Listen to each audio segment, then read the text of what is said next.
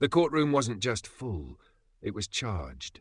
Cameras rolled silently from every angle, wires snaked across the marble floor, and the gallery overflowed with spectators and journalists, their notebooks ready, fingers poised. Even the air felt scripted, like the scene was pulled straight from a legal thriller.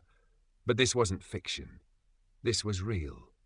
Senator JD Vance stood tall beside his legal team, dressed not in the standard lawyer's charcoal grey, but a deep navy suit that spoke of both rebellion and reverence.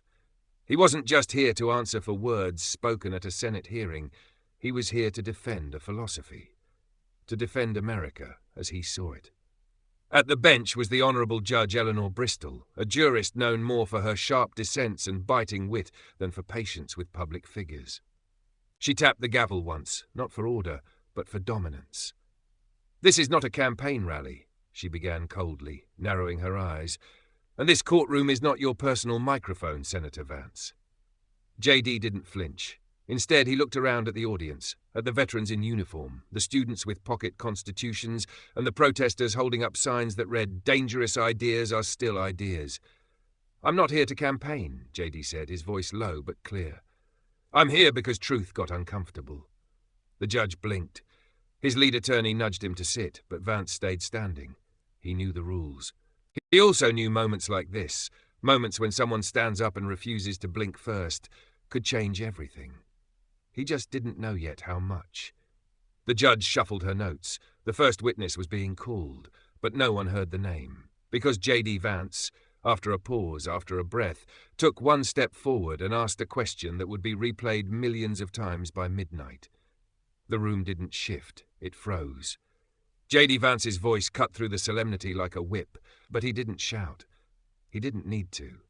The power of the moment came from how calm he was, how deliberate each word landed. He looked Judge Bristol square in the eyes and asked, "When did patriotism become controversial in your courtroom?" You could hear a pin drop. Even the court clerk, who'd been half asleep moments earlier, looked up with eyes wide. The bailiff shifted uncomfortably. A cameraman at the back silently mouthed, "Whoa!" Judge Bristol wasn't used to being questioned, especially not by a sitting U.S. senator with a law degree and a working-class drawl that made every syllable feel like it was carved out of Appalachian granite. "Excuse me?" she asked, but her voice lacked its usual thunder. Vance didn't blink. "You said I was here because of the tone I used when referencing this administration's policies. But I never threatened anyone. I never incited. I simply said that I love my country more than I fear your subpoenas." Whispers erupted in the gallery. A few gasps. Someone even clapped before being quickly shushed. "Order," Judge Bristol said, but it was weak, barely above a whisper. She hadn't answered his question. She couldn't. Not yet. JD leaned slightly forward, just enough to be provocative without breaching protocol. "I swore an oath," he said. "Same as you. Different branch, same flag. So, I ask again, Your Honor, when did patriotism become a courtroom offence?" The judge opened her mouth, then closed it. Silence. And in that silence, caught perfectly by every camera angle, every flashbulb, 1,000 interpretations were born. Was she stunned? Was she scared? Was she calculating? Or was she deep down, ashamed? What she didn't say said everything. And what came next turned a courtroom into a battleground. The judge's silence lasted a full 7 seconds, just long enough to burn itself into the official court record, into every recording, every live stream, every whisper of what had just happened. Reporters in the back row weren't writing anymore. They were tweeting. Phones buzzed in pockets like fire alarms going off. JD Vance just asked a federal judge when patriotism became a courtroom offence. She didn't answer. The quote was already viral before she lifted her gavel again. "Let the court record reflect," Judge Bristol said, her voice trembling just slightly, "that the senator's comments have been noted as argumentative." JD smirked, not disrespectfully, but knowingly. "Sometimes the truth sounds like an argument," he replied, "but only when it challenges power." Boom. That line would be clipped, remixed, and repeated on every news outlet in the country within the hour. The judge quickly pivoted. "The court will proceed to review the statements made by Senator Vance at the Shelby Civic Forum, which have been described by several outlets as dangerously nationalistic." JD stood his ground. Dangerously nationalistic or inconveniently honest? I said we are a nation built not on bloodlines but on belief, that freedom is worth defending, even when it's not fashionable. If that's dangerous now, then maybe the danger isn't in me, it's in what we've forgotten. The gallery erupted. Murmurs, audible breaths, even a few nods from people who had walked in certain they were against him. The judge pounded the gavel, harder this time. You are warned, Senator. This is a courtroom, not a stage. But JD didn't raise his voice. He just leaned into the mic and said, "Then stop giving me lines to deliver." A collective gasp swept the room. The court stenographer's fingers flew across the keys. Cameras zoomed in. Analysts were already prepping Chiron graphics. JD Vance stares down federal court, drops mic without shouting. This wasn't just testimony. This was a reckoning. Judge Bristol sat straighter, trying to reclaim the courtroom from a man who hadn't broken a single rule, only every expectation. She shuffled papers that didn't need shuffling, buying herself time. Outside, media vans were tripling by the hour. Inside, the energy had shifted from legal procedure to national moment. JD Vance hadn't just made a point. He'd struck a nerve deep in the American psyche, and the judge knew it. This court reminds the senator, she began slowly, that these proceedings are being conducted under Article 4 protocol. Any further grandstanding will result in removal. JD didn't flinch. Grandstanding is when someone performs. But what I'm doing, Your Honor, what this whole hearing is about, is refusing to perform silence. The clerk stopped typing. Even the bailiff stopped pretending not to listen. Vance continued, You called my speech at the Shelby Forum a threat to institutional trust, but I was quoting the Declaration of Independence. Since when did quoting the founding documents get you summoned to court? No answer. Just the quiet churn of public pressure pressing inward like a rising tide.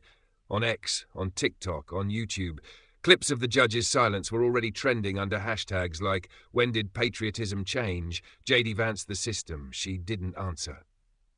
Outside the courthouse, protesters had arrived, but they weren't all there for one side. For the first time in a long time, people weren't yelling slogans. They were holding up copies of the Constitution, holding signs that said things like, Truth is not a threat, finish your sentence, Senator. One question, no answer. Inside, Judge Bristol tried once more. Mr. Vance, if you would like to present a formal defense, now is your opportunity. JD didn't miss a beat. My defense is simple. I love this country enough to say what others whisper. I believe in the Constitution enough to quote it publicly, and I'm not afraid of being misunderstood. I'm afraid of a future where asking the right question gets you punished instead of answered. The room was silent, because in that moment, JD Vance wasn't defending himself. He was defending the idea that truth still has a place in the courtroom. You could feel it now. The walls of the courtroom weren't containing anything anymore. They were barely holding. Judge Bristol rubbed her temple, her composure cracking for the first time on national television. Her carefully calibrated pauses no longer looked like deliberation. They looked like hesitation. And outside the building, the footage of her silence had already reached 11.3 million views. JD's quote, When did patriotism become controversial in your courtroom? Had been stitched across TikTok in all 50 states. Influencers who usually posted dance videos were now quoting the Constitution. Veterans were speaking out. Even 2 former judges posted a joint video defending Vance's line of questioning. You don't silence a senator for invoking the founding principles. You listen, even if it burns. Back in the courtroom, the tension finally snapped. Recess, Judge Bristol announced sharply, standing too fast. 15 minutes. She didn't wait for approval. She didn't gavel out. She just left, robe swishing behind her. But JD didn't move. He just sat, cool, unshaken, perfectly still, like a man who knew the recess wasn't to cool him down. It was to buy time for everyone else. His attorney leaned in. Do you realize what you just did? JD didn't take his eyes off the empty bench. Yeah, he said.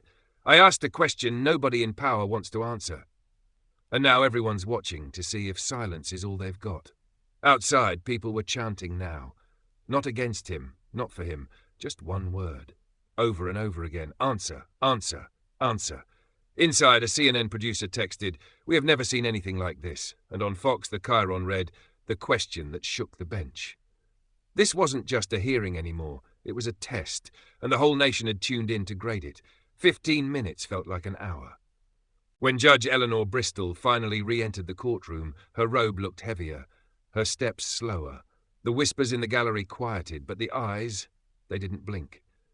JD Vance was still seated, same posture, same calm. But when the judge sat down, it wasn't her who spoke first. JD stood, no warning, no signal. He just rose and lifted a worn copy of the Constitution above his shoulder like a pastor holding scripture in a silent church. Then he asked the second question.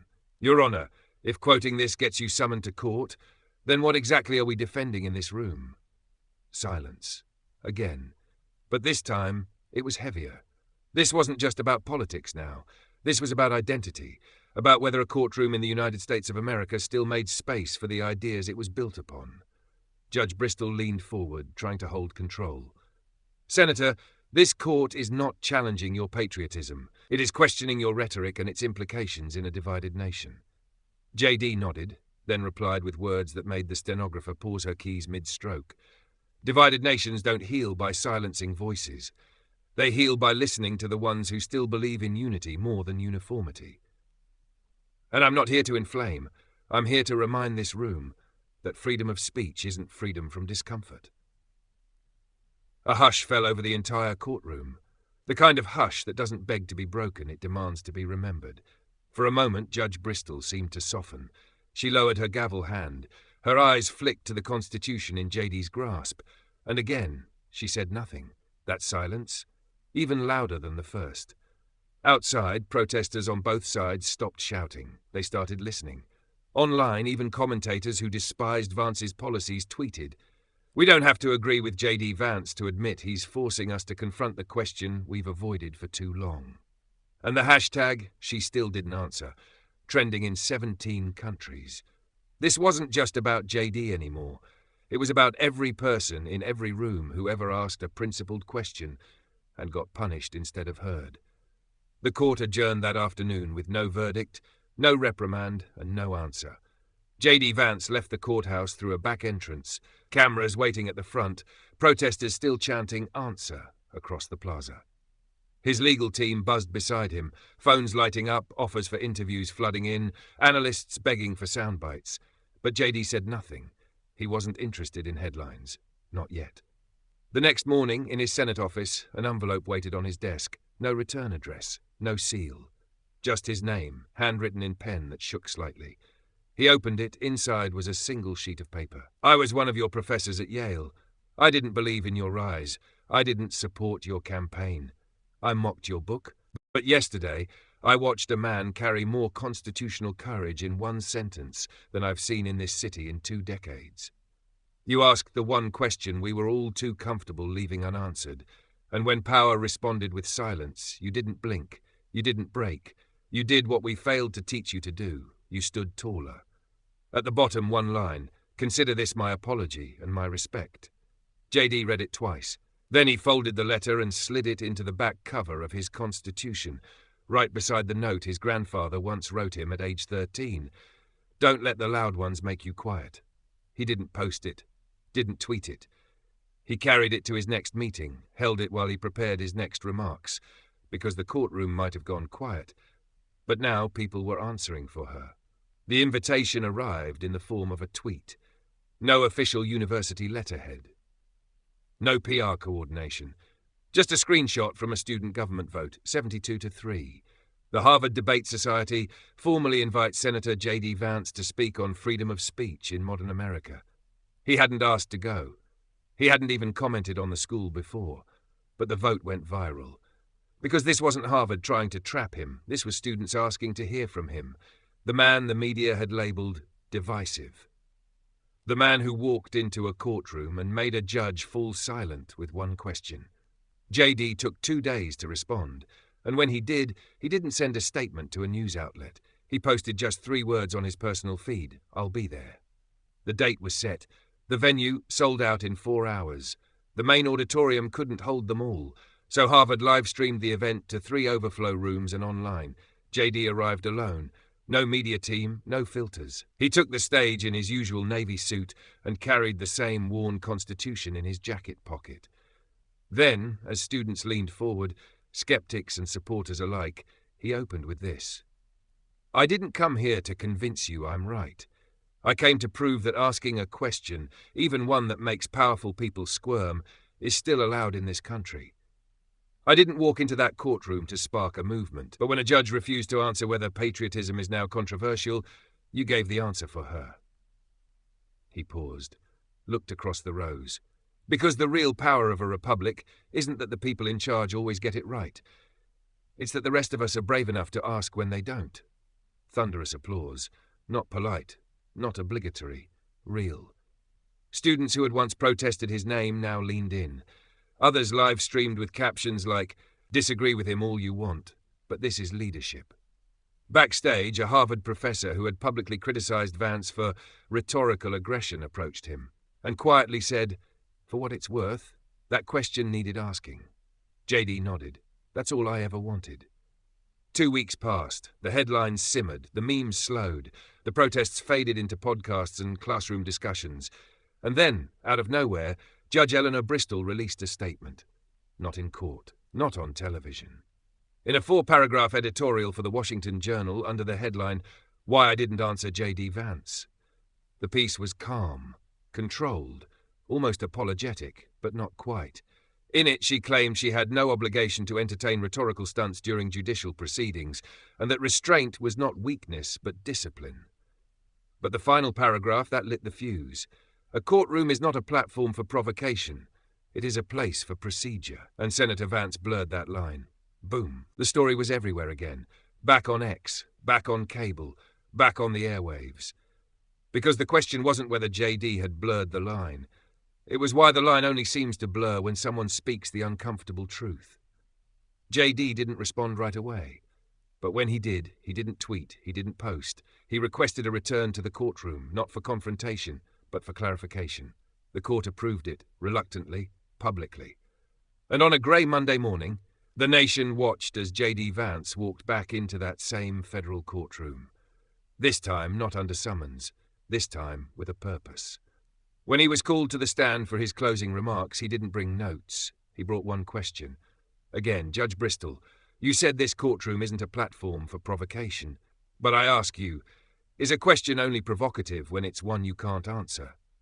Dead silence. The judge looked at him, visibly shaken now, not because he raised his voice, but because he never had to.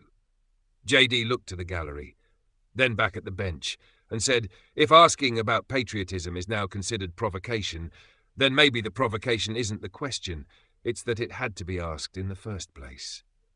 He stepped back, and again Judge Bristol said nothing, because in the end the answer wasn't hers to give. It had already come from everyone watching. The moment didn't end with a bang. It ended with a breath, a stillness so thick you could feel its weight resting on the shoulders of every person in the courtroom. JD Vance lowered the pocket constitution he had held like a shield and placed it quietly on the table, not out of defeat, out of completion. He had asked his question, not once, but 3 times. And each time, the silence had grown louder, more revealing. Not because Judge Bristol lacked words, but because truth doesn't always demand a rebuttal. Sometimes it demands reflection. JD turned toward the gallery, veterans, students, teachers, skeptics, believers, people who had come to witness a hearing and walked into a moment of reckoning. The bailiff moved to escort him. But JD raised his hand gently. I'm walking out on my own, he said. That's kind of the point, isn't it? The judge didn't object. He gathered his papers, straightened his blazer, took one long look back at the bench where silence had spoken louder than the gavel ever could. And then, just before reaching the courtroom doors, JD turned one last time. He didn't raise his voice. He didn't hold a press conference. He just said 5 words, clear, grounded, unforgettable. She answered without saying it. Then he walked out, and the country didn't just hear it. They felt it. Cable news rolled the moment on repeat. Social media exploded with those 5 words. On T-shirts, signs, avatars. Professors discussed them in lecture halls. High school seniors quoted them in graduation speeches. Because the truth JD Vance had been trying to prove wasn't his own. It belonged to anyone who's ever dared to ask, why is my love of country controversial now? That courtroom didn't render a verdict that day. But history? History did. And it wrote this story down with one title, the question that echoed.